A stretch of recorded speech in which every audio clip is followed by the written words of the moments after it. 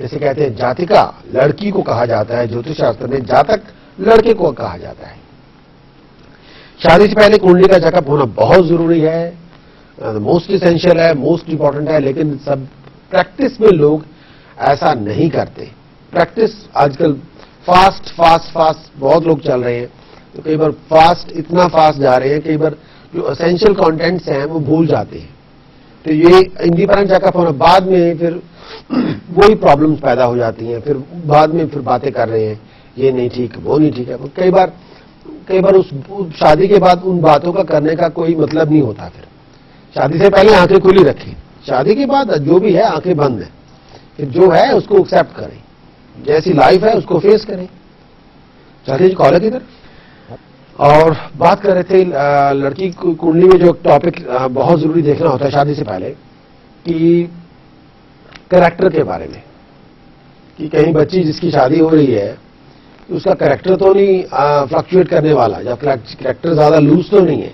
ये ना हो कि शादी करने के बाद पता चले कि कोई one of the partner is out of the way. तो कई बार कैरेक्टर का ठीक ना होना, कई बार रिलेशनशिप में एक अनएक्सपेक्टेड और अननेसेसरी ग्रीफ आ जाती है।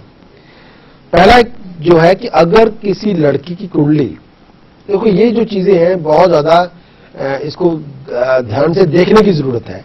मेरी बात सुन के उसको डायरेक्टली वहीं आप देखना ना शुरू कर दें, ये प्रोफेशनल चीजें हैं, इसको बहुत ध्यान से देखना पड़ेगा इसको। अगर किसी लड़की की कुंडली उसका लगन और उसका चंद्रमा जिसे विषम राशि कहते हैं मेल साइन हो, मेल साइन में हो, लगन भी मेल साइन का हो और चंद्रमा भी मेल साइन में हो, तो उन पर पाप ग्रहों की दृष्टि भी पड़ती हो, पापी ग्रह से देख भी रहे हो। सत्य जी कॉलर की तरफ वही बात कर रहा हूं कि अगर लड़की की कुंडली देखनी हो, उनके कुंडली से अगर शुक्र और मंगल एक दूसरे के नवांश में हो, तो ऐसी लड़की ऐसी बच्ची का भी कोई कैरेक्टर होता है केवल लूज हो जाता है। और अगर मेष और वृश्चिक लगन हो, यानी एरीज या स्कॉर्पियो राइजिंग साइन हो और शुक्र के त्रिशांश में हो, तो ऐसे भी कई बार बच्चियों का जो कैरेक्टर होता है वो लूज होता है, कंट्रोल नहीं होता अपने आप में। और मंगल और शुक्र में, मंगल और शुक्र ऐसे दो ग्रह हैं जो अफेयर्स की तरफ पुश करते हैं, चाहे वो मेल हो फीमेल हो, चाहे लड़की हो लड़का हो।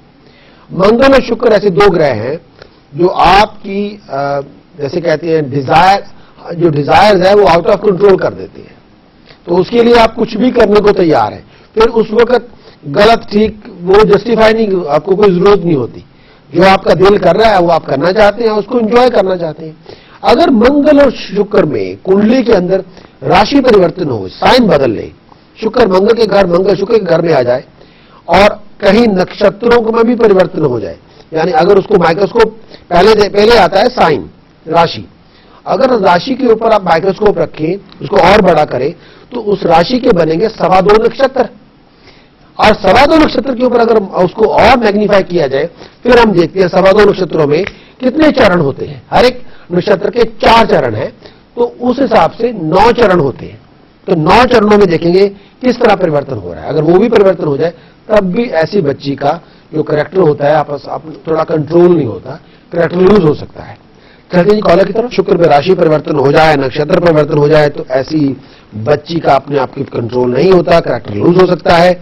और किसी के सप्तम भाव में वेडिंग शादी का जो मैरिज का जो पार्ट है कुंडली में 7th house belong to the marriage, सप्तम भाव में राहु केतु हो और सप्तम भाव में पापी ग्रह बैठे देख रहे हो, तब भी रिलेशनशिप में कैरेक्टर लूज होने की वजह से प्रॉब्लम आ जाती है।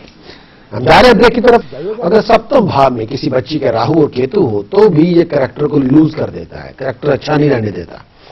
अगर मंगल शनि के निवास में, और मंगल शनि के निवास में, शनि मंगल के निवास में हो, मंगल शनि के निवास में हो, जन्म कुंडली के अंदर निवास कुंडली अलग बनाई जाती है, तो उसमें भी जो रिलेशनशिप में अगर ऐसी बच्ची का किसी ऐसी कुंडली में ऐसा नजर आए तो वो कैरेक्टर तब भी लूज हो जाता है। अगर लगन में, लगन एक कुंडली का बादशाह है, लगन कुंडली का कोर है, अगर लगन चौथा घर जो चतुर्थ भाव है, सप्तम भाव में, अष्टम भाव में और 12वें घर में मंगल पापी ग्रहों से दृष्ट हो जाए, मंगल पापी ग्रहों के साथ बैठा हो, तो ऐसी लड़की की भी, ऐसी बच्ची की भी जो रिलेशनशिप के अंदर जो करैक्टर होता है वो लूज हो जाता है, अफेयर कर सकती है या रिलेशनशिप खराब हो जाता है। शुक्र और जिसे वीनस कहते हैं, और सन और मंगल या सन और वीनस एक दूसरे के सप्तम भाव में हो जाएं, तो ऐसी बच्ची भी गुप्त तौर पे सीक्रेटली अफेयर शुरू कर लेती है। सीक्रेटली जो रिलेशनशिप के अंदर जो फॉल आ जाती है, यानी करैक्टर में लूज आ जाता है, या अनजस्टिफाइबल रिलेशनशिप चल पड़ते हैं, फेटेलिटी हो सकती है। अब चलते हैं अपनी कॉलर की तरफ। अगर किसी बच्ची का इंडिपेंडेंट चेकअप किया जाए कुंडली का, तो हमें ये देखना कि ये बच्ची चरित्रहीन तो नहीं है, करैक्टर तो नहीं लूज इसका, तो ये चीजें हमें देखनी पड़ेंगी। अगर लगन या चंद्रमा चर राशि में हो, यानी फर्स्ट एरीज में हो, कैंसर में हो, लिब्रा में हो, कैप्रिकॉन में हो। चलते हैं कॉलर की तरफ। ज्योतिष चर्चा में जो हमारा टॉपिक चल रहा है कि शादी से पहले किसी भी लड़के का कुंडली का इंडिपेंडेंट चेकअप होना बहुत जरूरी होता है, क्योंकि आमतौर पे मैरिजेस होने के बाद, शादी होने के बाद कई बार लोगों की फिर प्रॉब्लम जब शुरू हो जाती है, तब लोग फिर पूछना शुरू कर देते हैं। लेकिन एक बात है कि शादी से पहले अगर इंडिपेंडेंट चेकअप हो जाए तो बहुत सी मुश्किलों का आप निदान हो सकता है, उनसे छुटकारा मिल सकता है। आपके बहुत से डिसीजन जो आप बना रहे हैं जिंदगी का, बहुत सब one of the most important decision profession के बाद है हमारी मैरिज। अगर इतना बड़ा फैसला आप करने जा रहे हैं, ये गाड़ी से ज्यादा बड़ा फैसला है, कार लेने से ज्यादा बड़ा फैसला है, तो इससे पहले उसके बारे में जानना बहुत जरूरी है। लेकिन कई बार बहुत से लोग ऐसे होते हैं, बस एक होप पे या एक विश्वास पे वो चले जा रहे हैं, लेकिन बाद में जब कुछ रफ पैचेस शुरू हो जाते हैं, जब बहुत मैरिज के अंदर हार्मोनी नहीं होती, कई बार अंडरस्टैंडिंग नहीं होती, या कई बार रिलेशनशिप उस तरह से नहीं मिलता जिस तरह से उनकी उम्मीद होती है, तो उस वक्त तो कई बार लोग कंप्रोमाइज नहीं करना चाहते, तो ड्रिफ्ट अपार्ट हो जाते हैं। तो अब हम चलते हैं अपने कॉलर की तरफ। ज्योतिष चर्चा में बात कर रहा था कि लड़की की कुंडली का चेकअप होना शादी से पहले बहुत जरूरी होता है, क्योंकि हमें ये देखना बहुत जरूरी है कि लड़की का कैरेक्टर कैसा है। हम पिछले कई हफ्तों से लड़की की कुंडली के बारे में बात कर रहे थे, पिछले 2-3 हफ्तों से हम लड़की की कुंडली के बारे में बात कर रहे हैं। अगर किसी के सप्तम भाव में, अगर बच्ची की सप्तम भाव में उसकी कुंडली देखी जाए, सप्तम भाव में शनि हो, राहु हो, और इन दोनों की शुक्र शनि राहु की यूनियन हो, तो ऐसी लड़की का अपने आप पे कंट्रोल नहीं होता, उसका कंट्रैक्टर का लूज होना बहुत आसान होता है।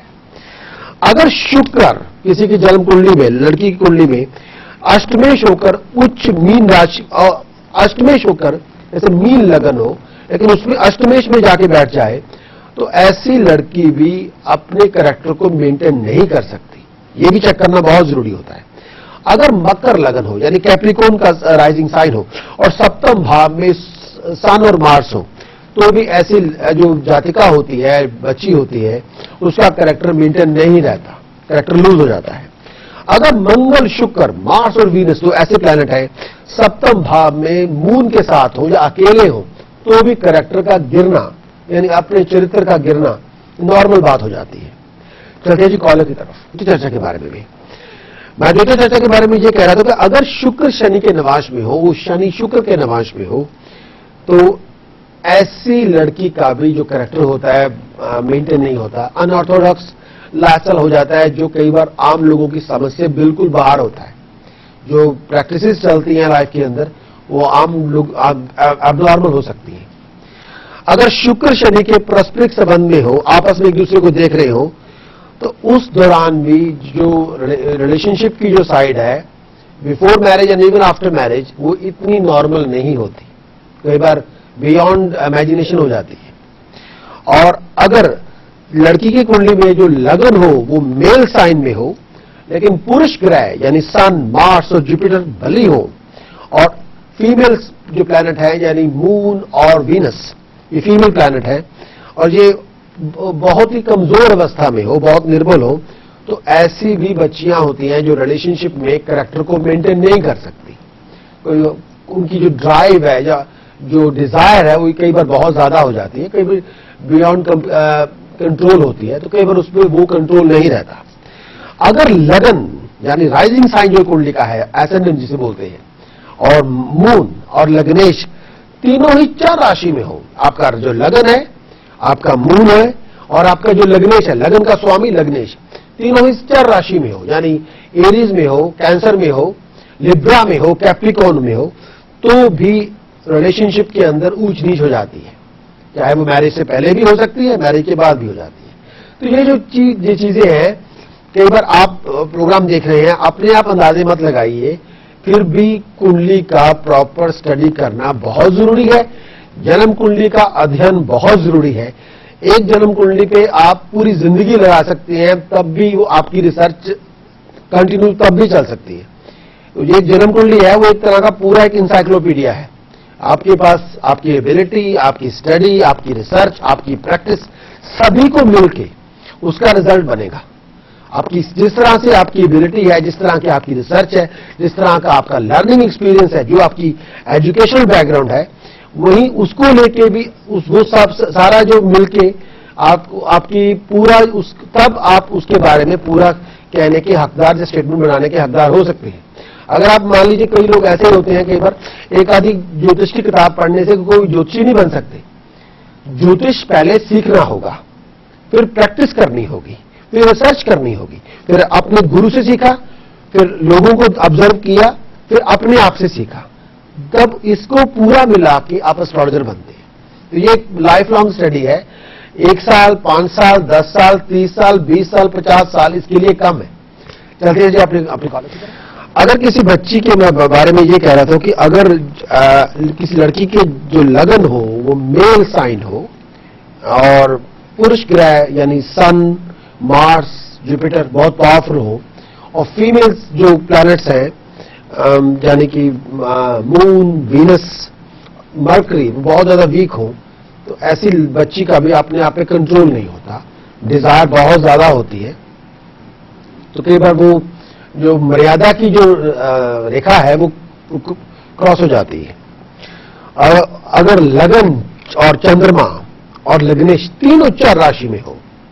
चलते जी कॉलर की तरफ बारे में भी। अब दूसरा एक टॉपिक है जो मैं खासतौर पे जो लड़कियों को के साथ शादी होने से पहले वो लिंक रखा जाता है, बहुत जरूरी है। इसका ताल्लुकात फीमेल्स के साथ है, औरतों के साथ है। जैसे इंडिपेंडेंट चेकअप के बारे में मैंने बात की थी, शादी से पहले कुंडली का इंडिपेंडेंट चेकअप होना बहुत जरूरी है ताकि बाद की परेशानियों से बचा जाए। अब दूसरा टॉपिक है, ज्योतिष में से कहते हैं जो कई बार बच्चियां बच्चा नहीं पैदा कर सकती, बांझ होती है। खुदा ना करे, परमात्मा ना करे, ऐसी कोई औरत ना हो, अगर किसी का बच्चा ना पैदा हो तो उसको ताकत भी दे ईश्वर। मेरी तो ये दुआ है यार हर वक्त सबके लिए। चलते हैं जी कॉलर की तरफ बारे में भी। मैं बात कर रहा था कई बच्चियों का ये भी देखना बहुत जरूरी है। ज्योतिष में बार बार एक वर्ड यूज होता है बंध्य तत्व, यानी कि बच्ची बांझ ना हो, तो उसके लिए बंध्य तत्व ये वर्ड है, यानी गर्भ धारण ना करना, बच्चा पैदा करने की एबिलिटी ना होना या बच्चा पैदा करने की ताकत ना होना, या क्योंकि गर्भ धारण ना करना मतलब अगर आप बच्चा शादी करवा चुके हैं, बच्चा पैदा नहीं कर रहे, तो कई बार मैरिज उतनी प्रोडक्टिव नहीं होती। बच्चे का जन्म होना हस्बैंड वाइफ की यूनियन और हार्मोनी के लिए बहुत जरूरी होता है। लेकिन चलते हैं जी कॉलर की तरफ। बच्ची का अगर कुंडली चेकअप ये कर रहा हो कि बांध्य तत्व, जिसे हम कहते हैं बांझ होना, बांध्य के गर्भ धारण ना करना या बच्चा पैदा करने की ताकत का ना होना, क्योंकि शादी का एक वन ऑफ द रीजन हम मैरिज इसलिए भी करते हैं कि हम शादी करने के बाद मैरिज को प्रोडक्टिव इसलिए करते हैं कि उससे संतान पैदा करनी है। ये पूरे दुनिया का जो ईश्वर ने बनाया हुआ ये पूरा कायनात है, उसका लाइफ साइकिल चलाना है। लाइफ साइकिल चलाने के लिए ऐसे धर्म में कहते हैं ब्रह्मा का ऋण देना है, तो शादी करके बच्चे पैदा करने भी जरूरी है अपने आप में। और इसे कई बार बच्चा पैदा ना होना कई बार घर के अंदर, जिंदगी के अंदर एक बहुत बड़ी एम्प्टीनेस लेके आ जाता है। बच्चा पैदा बहुत जरूरी है हस्बैंड वाइफ की यूनियन और हार्मोनी के लिए, और क्योंकि आप एक दूसरे पे ज्यादा कंसंट्रेट करेंगे, कई बार एक दूसरे के अंदर हम नुक्स भी ज्यादा निकालने शुरू कर देते हैं, डिफेक्ट्स, डिस्क्रिपेंसीज। अगर बच्चे हो जाएंगे तो सारा ध्यान अपने आप से हटा के बच्चों पे लग जाएगा, तो फिर हम एज ए फैमिली को लेके बात करते हैं। तो ये एक बात है। अगर किसी बच्ची की जन्म कुंडली में अष्टम भाव में यानी 8th हाउस में